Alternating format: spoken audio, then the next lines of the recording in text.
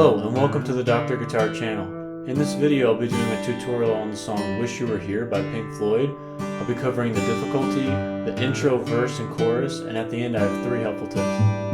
I give the overall difficulty of this song a 3.7 out of 10. Take a look at the left hand. We're using the chords G, E minor 7, D, C, and A minor. And in between these chords we'll have to do some little single note lines.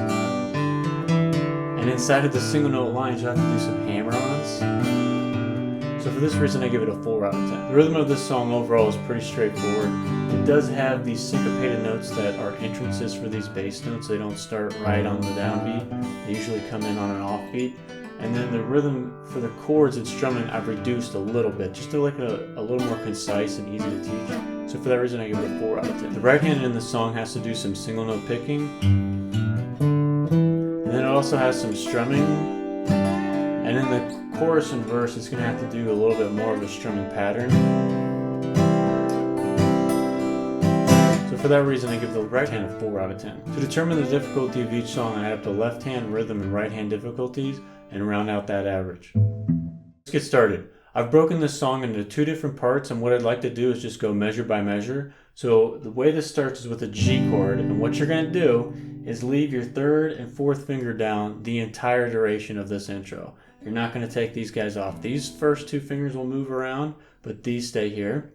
So it's going to start with a bass line, and you're going to play 0 on the 5th string, 2 on the 5th string, 0 on the 4th string, 2 on the 4th string, like this. And then we're going to strum twice, 4 strings. That's why we left these here, because we're going to need to strum. And what I'd like you to do on the bass line is to hammer on the first note. So you pluck the 5th string and then hit the 2nd fret of the 5th string, and then pluck 0, 2, like this.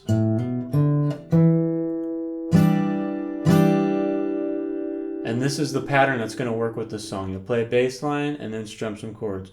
Play bass line, strum some chords. And then from here, we're going to have a different bass line, which is 2nd fret, 4th string, open 3rd string, 2nd fret, 4th string, open 4th string.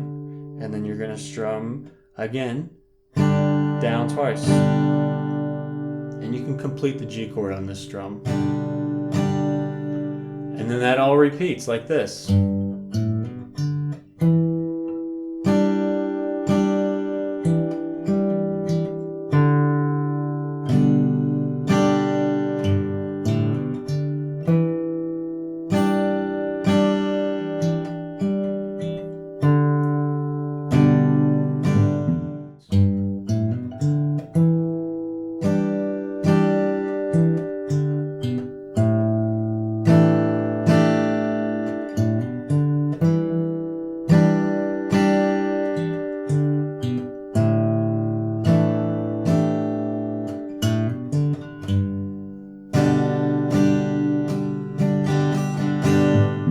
If this video is helping you, please like, share, and subscribe. It really helps. Thanks. So let's break that down. The second part has the same first half as the first part. So same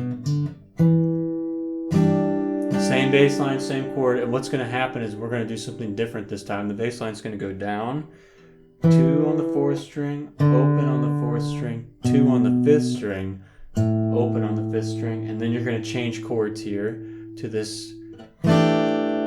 In this chord shape, you'll put your 1st finger on the 2nd fret of the 4th string and your 2nd finger on the 2nd fret of the 3rd string. And you'll strum this twice. And then to continue on back to part 1, you'll skip this 3rd note and just play O, 2, O, 2 on the 5th and 4th strings like this.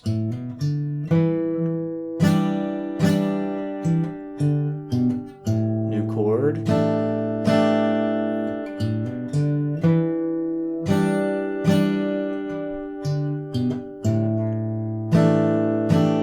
Finishing tag, it's like this. And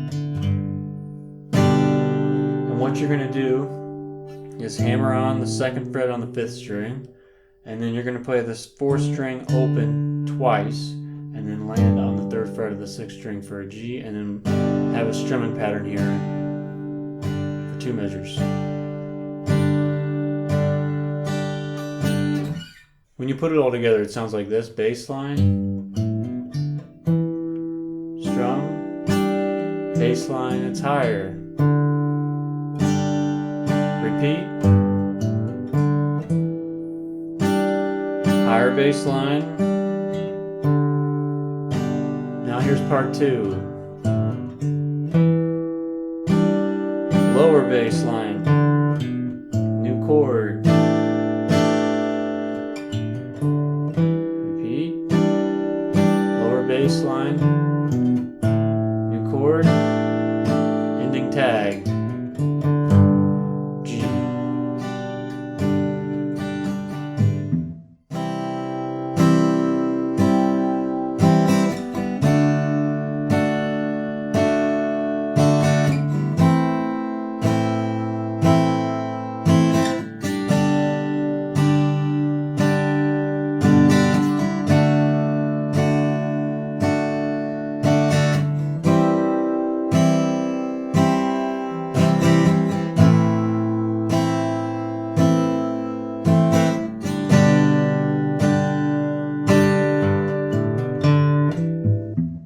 The chorus in the song just has a strumming pattern and it doesn't have those bass lines anymore, so it's a little bit easier. And what I've done is reduce the strumming pattern to make it more accessible for us to play. And we're going to start with the C chord here, so go ahead and put one of these together and we'll take a look at the strumming pattern. So you're going to do 3 down strums, 1, 2, 3, and then on the 4th strum you'll do down, up, like this.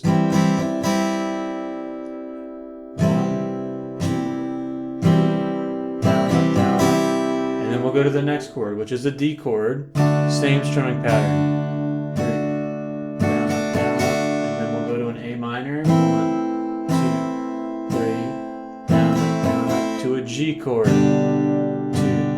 3, down, up, back to a D chord. 1, 2, 3, down, up, to a C chord again. 2, 3, down, up, A minor, down. G chord. And when you get to the 3rd strum, immediately after that is when that bass line comes back in. The first tip I have for this song is to isolate the bass lines.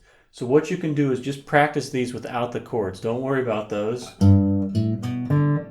Get used to that. And when you get really good at it, go to the next one. Okay, you've accomplished that, go to the next one.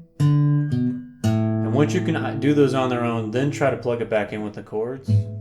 The second tip I have is to practice your hammer-ons. So this bass line